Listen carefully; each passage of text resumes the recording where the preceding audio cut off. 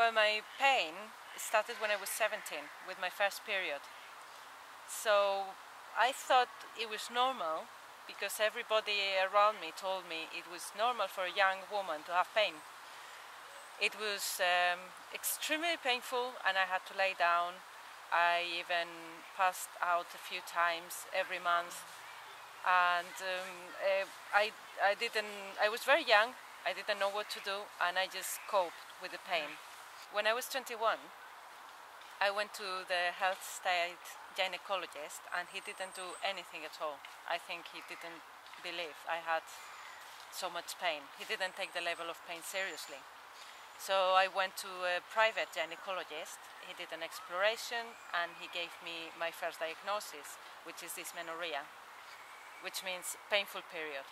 So it's like nothing really. Okay, I have painful period, I have to cope with this pain. When I was 23, I came to the UK and the pain was getting worse and worse every month.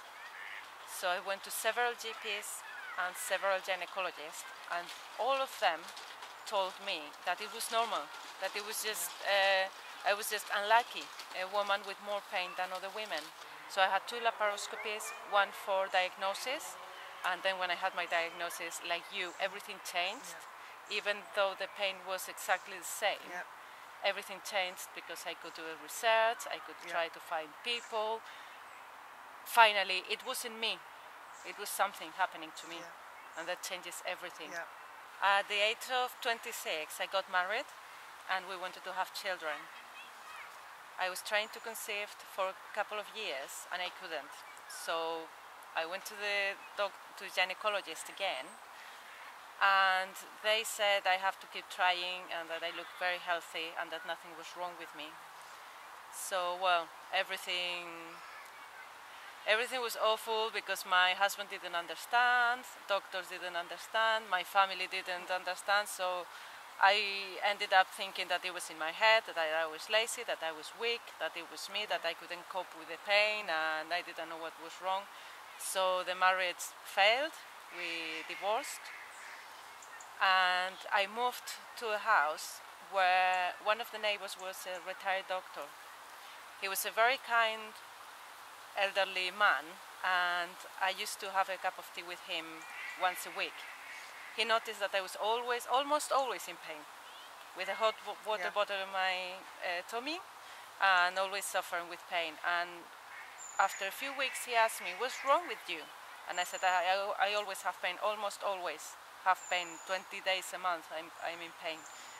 And he said, "Well, there's something called endometriosis, and you may have endometriosis, so go to your GP, cry if you need to cry, until you're referred to a specialist." And that's how I found out that there was something wrong with me. It was just by chance, it was a coincidence. It's different pains. One is stabbing, like you mentioned before. If I go very specific, I have a very sharp pain down the vagina and rectum, like someone is stabbing me. There's also a constant pain in the ovaries area. It's there all the time. Sometimes it's worse, and other times it's more... Burning pain? Burning pain.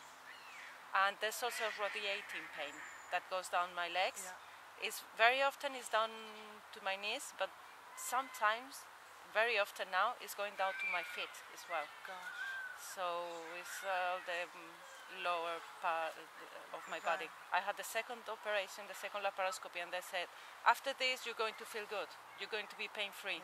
So I was waiting to feel pain-free. And now that I know that the pain is chronic, I would have done everything differently, everything from the beginning. I would have made different choices. Having support is making my life full again. I have a lot to fight for, but I have the strength to do that. Thanks to the people, and like you, when I met expert patients, it helped a lot. Because you're not alone then, are you? Exactly.